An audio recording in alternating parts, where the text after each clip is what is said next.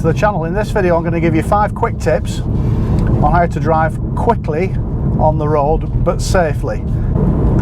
Quick proviso before I go any further: I'm not encouraging anybody to drive above any speed limits, but as I discussed in the previous video about speed, some people like to choose to go above national speed limits. So if you're going to make that choice, do it for your own reasons. What can you do to keep yourself safe when you're driving at higher speeds? So the 5 key tips I'm going to give you are these: attitude, smoothness, long observations, slow in, quick out, and balance. So let's look at attitude. What do I mean by attitude? Well, a lot of people out there with a really bad attitude towards driving. But it's not just about having a bad attitude or an aggressive attitude. It's about, you know, your reasons for wanting to drive or ride the bike quickly.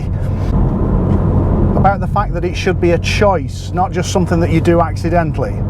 So if you're concentrating and you're looking in the right place, you should know what the speed limit is. And if you go above that speed limit, it should be your choice. You shouldn't be doing it accidentally because you didn't know what the speed limit was.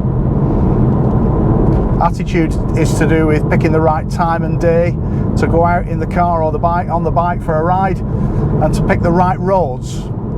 So if you're going to choose to go and have a quicker drive or ride on a national speed limit road, pick the right road.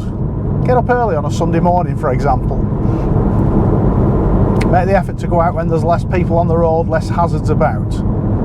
I don't expect everybody else to give way to what you want to do. If the roads are a method of transport, they're not there for your enjoyment. Your enjoyment of the roads is secondary to the reason that they're there. And why should anybody else care why you're out on the road and why you should be enjoying it? So, fit in around everybody else. Do your overtakes nice and smoothly and in a controlled way. Don't upset anybody. But above all, don't get aggressive. Stay relaxed. If you're aggressive, you're not making decisions in the right way. Your mindset isn't correct. You're not thinking about things in the right way.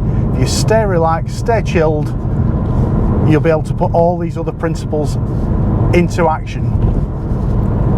And the second principle is smoothness. I can't express this enough. If you're going to drive the car or ride the bike quickly, the last thing you want to be doing is giving sudden, unexpected inputs. You need to build your actions up. You need to let the car or the bike know what you're doing and know what you're going to do. So we don't want quick, sudden steering inputs. We want nice, smooth, controlled steering inputs. We don't want stabby brake action. We want a nice, controlled introduction of the brakes and release of the brakes. I don't want to be sudden with the accelerator, or harsh with the accelerator, or quick and clunky with the gear change.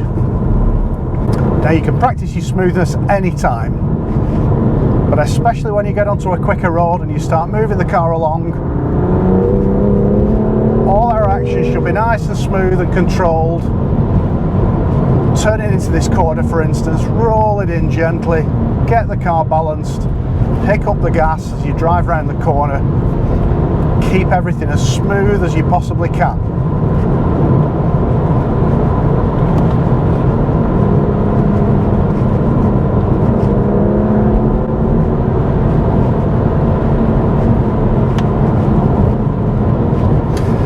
Third principle, long observations. The faster you go, the longer it's going to take you to stop, and the sooner you're going to arrive at the hazard. So get your eyes out on stalks, right in the far distance. I'm looking at the trees about half a mile away and the road bending round to the right, and I'm trying to think about what might be round this corner between me and that bend. Long forward observations.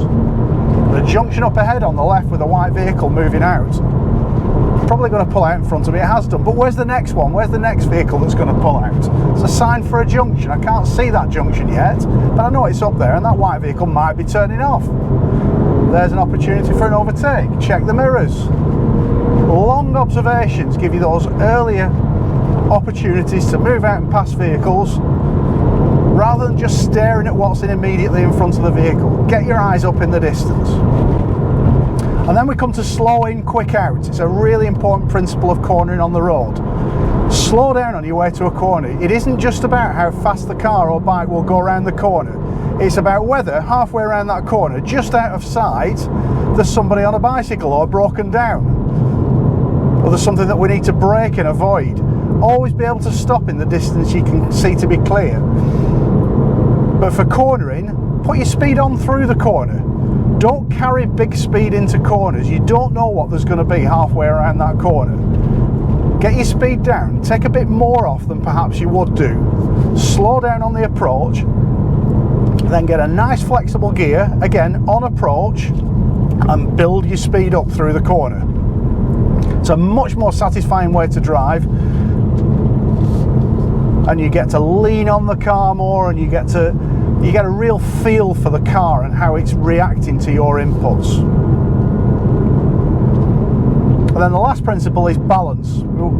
And balance links in with smoothness, it links in with slowing quick out, it links in with long forward observations. Now, balance in a car is different to balance on a bike. Bear with me, balance is to do with where the grip is and where it is placed on all 4 of those tyres, or both of the tyres on the bike.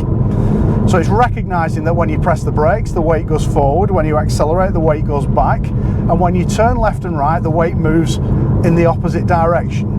And that weight, the movement of that weight, is having a direct impact on the amount of grip that your tyres have got with the road surface. So if you've got a good sense of balance in the car, you're not going to upset the car in a corner. You're not going to suddenly tap the brakes mid-corner and send the weight forward and lose grip at the rear where you really need it. Now, I've done a video on vehicle balance. I've done videos that cover some of these aspects. I'll put links in the description below so you can look at longer, more detailed instructional videos about balance and cornering balance and things like that. But if you're going to choose to drive your car quickly or ride your bike quickly on the road, those are 5 nice quick tips that should keep you and everybody else around you safe and prevent you from having an accident. So it's attitude, smoothness, good long observations, looking right into the distance, slow in, quick out for the corners, and balance. And if you apply those principles when you choose to drive the car a bit more quickly or ride your bike quickly, it'll keep you nice and safe. So that's it for this video. Thanks for watching. Short and snappy again, 5 quick tips. If you want more information about advanced and performance driving or riding, go and have a look at the website, reglocal.com. And give us a follow on Twitter, @reglocal.